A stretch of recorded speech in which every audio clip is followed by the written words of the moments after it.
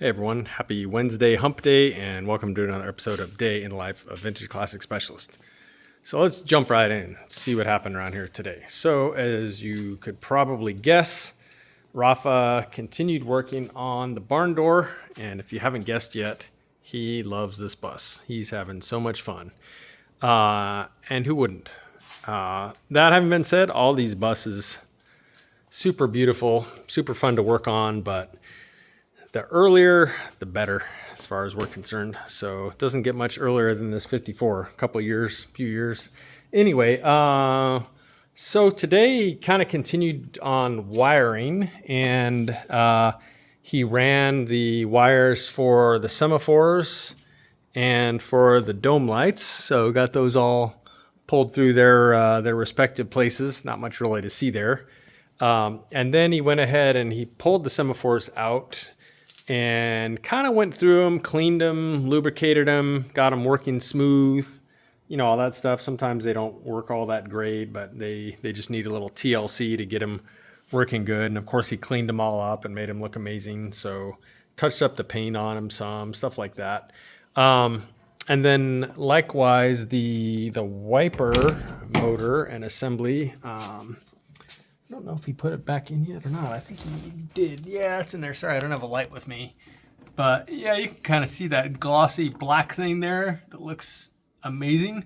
That is the cover on the wiper motor. So yeah, he pulled that out. He cleaned the wiper motor, tested it, re-greased it, all that good stuff, and then cleaned and repainted the cover for it, which is a metal cover, obviously, and then reinstalled it. So yeah, again, just starting to work through the wiring on this thing and kind of restore parts as we go. He did, I don't know if it's installed yet or not. I can't see it from this side, but the start button. So these had a push button start on the earlier cars. Same with early Beetles, like split windows. So yeah, that was pretty much it. Just working on the wiring and, restoring electrical components and stuff like that. So yeah, moving right along.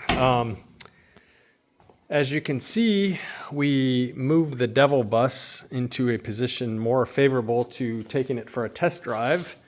So I may just do that tomorrow. We'll see, but we did shuffle cars around today. So we basically had to move almost all the cars out of the shop. And then basically what we did was we swapped the Devil bus with the 67 Beetle. So 67 Beetles tucked nicely over here. Pretty much the next big thing for this car is its motor, which is sitting right there on the stand. So yeah, a couple little details to wrap up on that motor, and then it can actually go in. So this car is sitting here kind of in the corner for now. We left enough space around it where we can work, but again, not a heck of a lot to do on this one until the motor goes in. So this is actually a really good spot for this project at this stage of its development. Likewise with this one, the Mouse Gray 63, pretty much waiting on its motor. And I think the machine shop is supposed to pick up the engine case and stuff tomorrow. And then hopefully they'll turn that around pretty quick. And then Brian over at Roth Vintage can work his magic as far as building the long block. We did get back all the powder coating for this today. So the engine tins and all that stuff is back, and they look amazing, of course. So once the long block comes back, then this will go together pretty quick because the owner also supplied a bunch of already restored other parts. I haven't looked through there yet, but I think he's got like carb, fuel pump, generator, I think all that stuff. So yeah, this will go back together pretty quick once we get the long block. So it's kind of also in a little bit of a holding pattern right now. So this one and the Red 67 are both kind of like almost done-ish, at least to the point where they're waiting for their motors. And yeah, so I gave you the update on this one already. So this one today, if you saw the thumbnail, you know that it got some test driving done. And I took it initially for my little usual parking lot spin that I do, and went great. Came back to the shop, and the front end was way lower, like, I don't know, at least an inch. And so, of course, they settle when you drive them. I had pushed it around the shop, but really until you drive them, they don't fully settle. So the front end was like slammed. And so I adjusted it up some, kind of took a guess, and then took it onto my parking lot spin again, went over some speed bumps in that little route there, and got it good and settled, adjusted it up one more time, and then boom, pretty much perfect. So got the ride height on this one all dialed in now, and then I took it out on the actual road. Sorry, it didn't even occur to me for some reason to take a video of this one's first outings, but yeah, I did take it on the road. I did do some pretty aggressive braking on it to start trying to break in the brakes. So we got all new drum brakes on the back and then the new Willwood brakes on the front. So yeah, pretty much just need to break those in and then get a few confidence miles. Car runs great. It's got, it's like a weird combo. I think it's a 40 horse, but with a 1600 crank in it. I don't know off the top of my head what displacement that makes it, but yeah, it's like a 40 horse plus. Anyway, but yeah, no, it's a good running little car. It'll be an even better running little car when it gets that beast in it with IDAs and all that, and that transmission to back it up. But that's going to be a little while. He's going to take the car back maybe around the end of the week or so, and then we'll see when we can fit him back in and when it's a good time for him to go ahead and do the engine and transmission. But it will be happening for sure. So that's exciting for him. But anyway, yeah, so that happened today. Big milestone for that one. So yeah, I'll probably do the same tomorrow some more, take it out, beat on the brakes, put some miles on the car, not expecting any surprises, and then he can come get it. So that's exciting. This one I'll come back to. The Buggy, the only thing this one got today was it got that happened. So we went ahead and put on the front bumper. His concern was that, so the car never had a bumper on it. When, the family's had this car for, I don't know, like 50 plus years. Never had a front bumper on it, but needless to say, this car is beautiful and he plans to drive it. And we were kind of talking the other day and we're like, oh my God, you just know that some like old person, or not, I hate to be like ageist here, but okay, I won't even say old person. Some person who's not paying attention would totally like back into this car in a grocery store parking lot or something like that. And so we felt better about the idea of having at least a little protection up here. So you got the bumper, and then I think the tires kind of stick out far enough here that the whole front of the car is pretty safe, and even the sides of the car are pretty safe just because of the way the tires stick out. And then the back of the car, of course, has this huge bumper cage on it.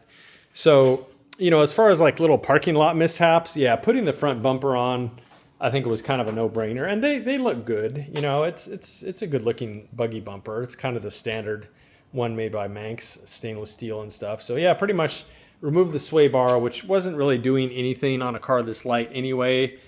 And then welded on the mounts there and on the other side, and then touched up the paint and stuff like that. So there you go, kind of a big deal. So yeah, this car here, I just need to take it out for some more road tests now, and then hopefully by the end of the week, give him the green light to come get this baby and start having fun. So let's see, on to the 52 here. So this car is pretty much at the point now where I'm starting to think about reassembling it. I'm pretty happy with where I am with the wiring now. And if you watched yesterday's episode, you know that I cleaned up and touched up the paint a lot in the engine compartment. I cut that big solid steel mid-mount out. So the engine compartment is pretty much ready to accept the stock drivetrain now. And likewise, the front of the car is ready to accept the stock front suspension and brakes and everything. I finally, just the last thing, pulled out his master cylinder. He had, of course, like a big dual circuit master cylinder right there.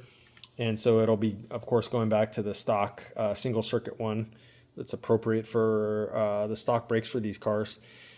So yeah, tomorrow I may actually start bolting stock parts back on this car. So that's kind of exciting. It's moving along kind of fast. I did take his stock spring plates and stock spring plate covers and sanded them. They had a pretty bad paint job on them with like runs and stuff. So sanded those down and repainted them. So those are pretty much ready to go on. So you got to install you don't have to, but it's easier if you install, excuse me, the spring plates and everything first. And then when you plug the transmission in, you just kind of shove the axles right into the spring plates. You can do it the other way, but to me, it's just easier to go ahead and put the spring plates on first and then assemble the transmission into them. But anyway, that's how I like to do it. And then, yeah, I went through his boxes of stuff. I hadn't really looked. He's got two big totes like this. Oh, there's one and there's the other. And just kind of evaluating his parts. So here's his rear brake assemblies, which are appear to be the right ones for a split window. Here's his super cool and very hard to find screw terminal starter. The little shorty shocks for the back. And yeah, some other goodies, some engine tins, stuff like that in here.